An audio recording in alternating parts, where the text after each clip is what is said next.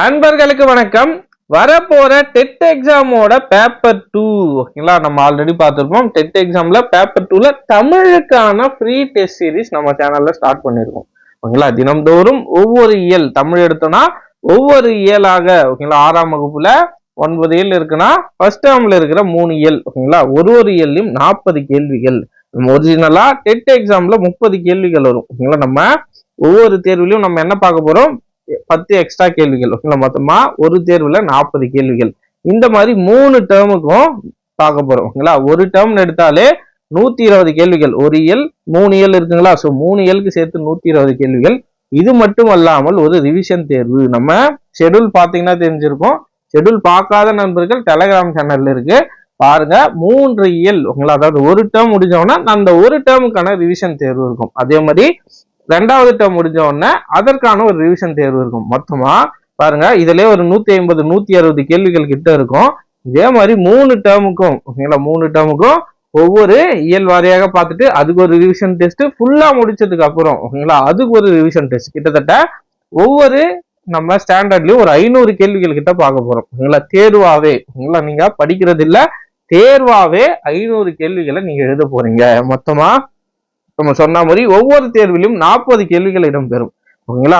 Exam point of வியூல எப்படி question வருமோ அதுக்கு ஏற்ற மாதிரியான கேள்விகள் இருக்கும். 40 கேள்விகள்.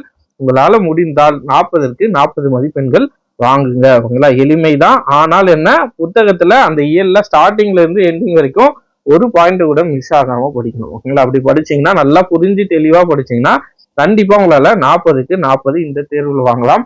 இதே மாதிரி நீங்க கண்டினியூஸா படிச்சுட்டு வந்தீங்கன்னா, கன்சிஸ்டன்சியா படிச்சுட்டு வந்தீங்கன்னா கண்டிப்பா எக்ஸாம்ல உங்களால 30க்கு 28 29 30 கூட வாங்கலாம் ஓகேங்களா. ஸோ அப்படியே ஃபாலோ பண்ணிட்டே வாங்க. கண்டிப்பா இந்த தேர்வுல உங்களுக்கு பயனுள்ளதாகவே இருக்கும் ஓகேங்களா. ஃப்ரீ டெஸ்ட் சீரிஸ் யார் வேணாலும் எழுதலாம். உங்க ஃப்ரெண்ட்ஸ் யாராச்சும் இருந்தாலும் அவங்களுக்கும் ஷேர் பண்ணி விடுங்க கொஸ்டின் பேப்பரை.